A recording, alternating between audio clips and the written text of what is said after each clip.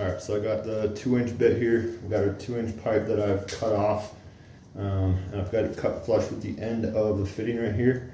You can see there's the remains of the 2-inch pipe here. So this will fit inside the 2-inch pipe, but it'll only remount the pipe right there, so it won't take out any of the fitting.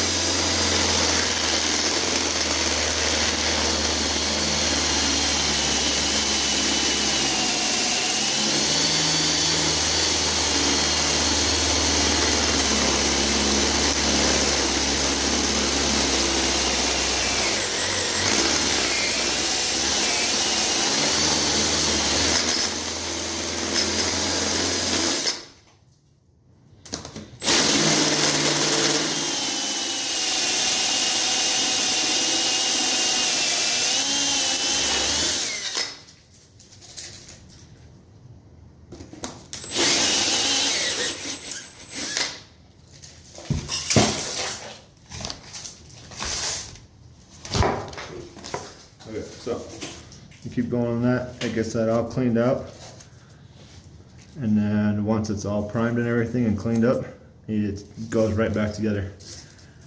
This is real dirty because it was in the mud down there, but at least you can see how they work.